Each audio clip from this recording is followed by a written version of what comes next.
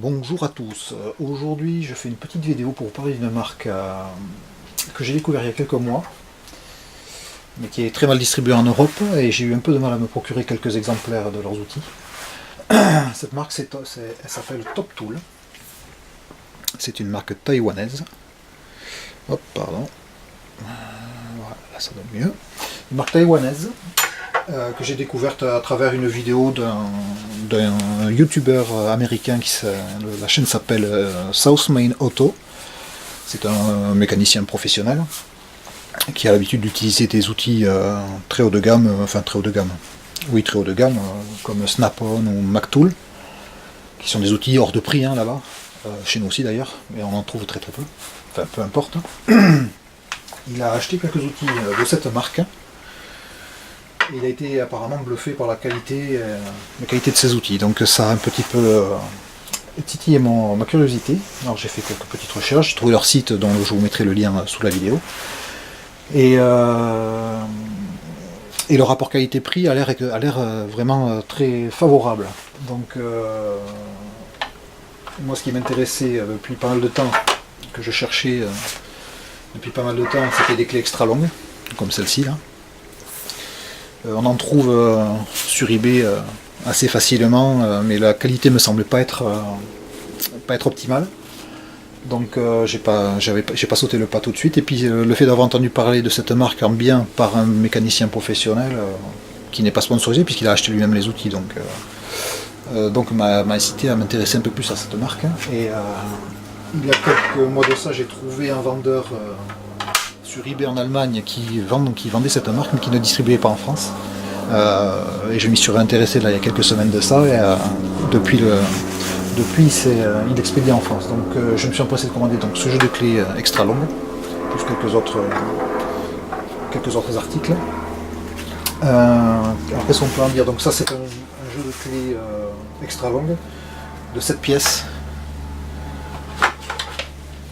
7 pièces qui vont du 10 au 19. On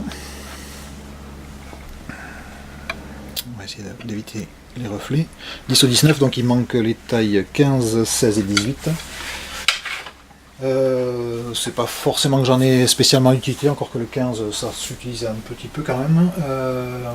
Donc j'ai commandé les trois dimensions qui me manquaient.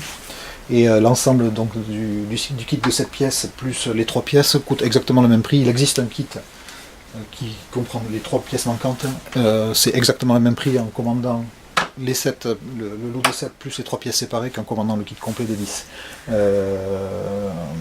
vous donnerai le prix un petit peu après, je ferai un petit récapitulatif à la fin. Donc, ce qu'on peut en dire, comment on peut les décrire? Elles ont à peu près les dimensions d'une clé standard. Je veux parler de l'épaisseur du manche, de la taille de l'anneau ou de l'épaisseur de la tête par exemple.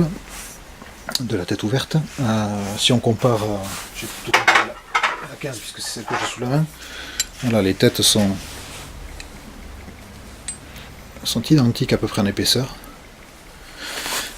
La poignée est peut-être un peu plus épaisse sur ce modèle-là. Ce qui est un peu normal, puisqu'on va quand même appliquer plus de force au moment des desserrages. Les têtes sont à peu près équivalentes,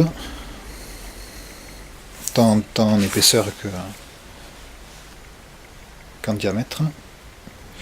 La petite particularité que j'aimais bien sur ces clés, c'est ici, là, c'est ça, là, c'est le fait que ici c'est plat et ça dépasse un petit peu en dessous, donc ça permet des fois d'aller chercher des boulons qui sont un peu dans des petits renforcements, de pouvoir aller les chercher pour les desserrer. Avec celle-là, ça me paraît plus compliqué vu que le manche vient jusqu'au milieu de l'anneau. Donc si c'est un peu enfoncé, on peut pas les chercher. Voilà, ça me plaisait bien. Ensuite, quand on le regarde d'un peu près, la finition est quand même vraiment très, très propre. Si on regarde l'estampage du numéro de la clé, il est des deux côtés, à chaque extrémité. Enfin, c'est très très net quoi. Le marquage est très net, toutes les découpes sont très nettes, il n'y a pas de bavure, ça n'accroche nulle part. C'est vraiment très très propre. La seule chose que je ne peux pas trop savoir, c'est la précision d'usinage. Je pense que vu qu'elle a quand même cette marque produit des clés qui répondent à certaines normes de fabrication pour des clés standards, je suppose que je sais pas comment on appelle ça, le brochage, ou je sais pas trop comment on appelle ça. les ouvertures sur ces clés là doivent aussi répondre à ces normes. Je pense qu'elles ne répondent pas à tout ce qui est longueur, tout ce qui est résistance, tout ça, ça doit être un peu différent. Mais tout ce qui est précision d'usinage des têtes ouvertes ou fermées, je pense qu'elles sont quand même de bonne qualité. Donc oui, elles sont quand même d'un prix vraiment très abordable. Je vous donnerai donc le prix à la fin. Et j'ai du mal à penser qu'un industriel fabrique des produits avec autant de soins, mettre autant de soins, autant de qualité de présentation pour produire des produits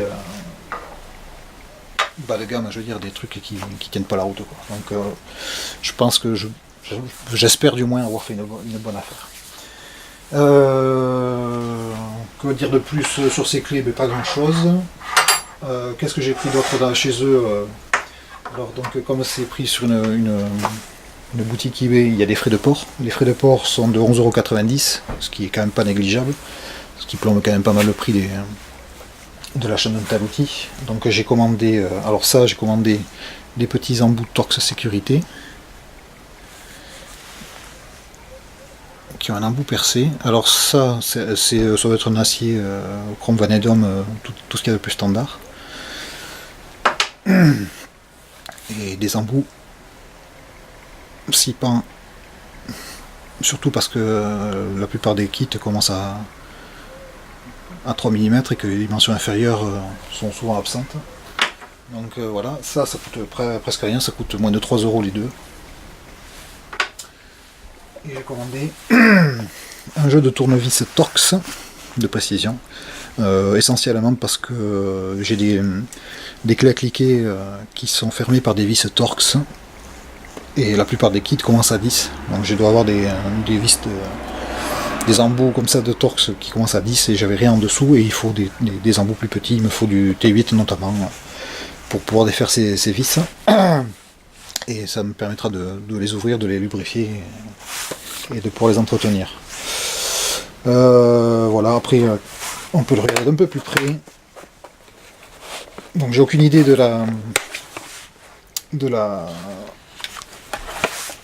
l'alliage qui est utilisé pour faire les lames de ce tournevis.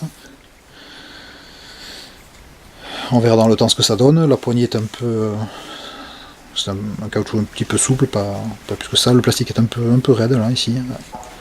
Donc il y a le petit embout là qui permet normalement de visser plus vite, de rendre le tournevis un peu plus maniable.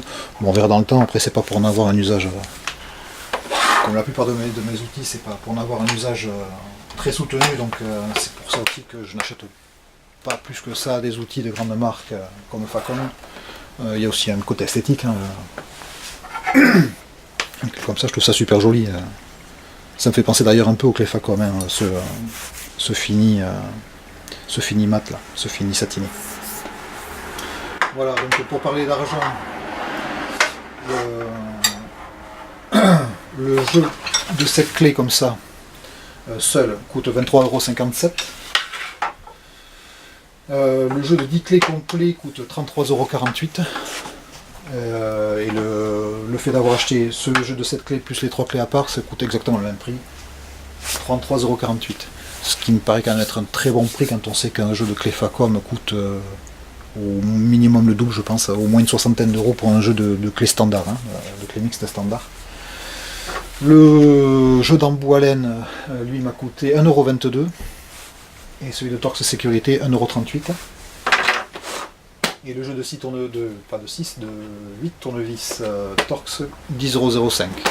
Voilà, donc l'ensemble coûtait 46,13 € au total, plus 11,90 € de port. Voilà. En plus de ça, j'ai acheté une lampe frontale de la marque Energizer. Donc elle était vendue pour 300 lumens sur une boutique eBay. Donc je vous mettrai là aussi le lien en dessous dans la description. Vendue pour 300 lumens, et quand elle est arrivée à la maison, l'emballage c'était une 315 lumens. Donc c'est pas une très grosse différence, mais bon, c'est toujours un petit plus. La trois positions pour éclairer, alors j'essaie de ne pas vous aveugler, donc il y a une position lumière rouge, une position, ça doit être, je sais pas si c'est à plein pot ça, voilà, ça c'est une, non merde, pourquoi ça marche pas, voilà, il y a un éclairage on va dire tamisé, enfin pas tamisé mais demi-puissance, et puis un éclairage pleine puissance, donc ça éclaire quand même pas mal. Ça c'est pour travailler quand on travaille sous la voiture, qu'on n'y voit pas grand chose, des fois ça peut être pas mal. Des fois la lampe, j'ai une petite lampe torche manuelle, mais des fois elle est un peu grosse, donc des fois on a un peu de mal à la faufiler. Donc voilà ça. C'est surtout pour le prix que je l'ai prise, hein, parce que c'est une marque donc Energizer. Je crois qu'elle est garantie 15 ans. J'ai jeté l'ampoule, là je vais donc mettre loin. Voilà, il y a une garantie de 15 ans dessus. Je sais pas si on revient. 15 ans de garantie, 315 lumens. Et surtout, je l'avais vu dans un magasin de bricolage à 40 € environ, 39-40 €. Et je l'ai payé, tadam, 12 €. Donc je pense que j'ai fait une bonne affaire. Voilà. La vidéo va se terminer comme ça. Si vous avez des questions, n'hésitez pas à les poser dans les commentaires. Il y aura d'autres vidéos sur des outils TalkTool, puisque j'ai l'intention d'acheter encore quelques outils, dont des clés à cliquer qui ont l'air plutôt pas mal, plutôt sympa.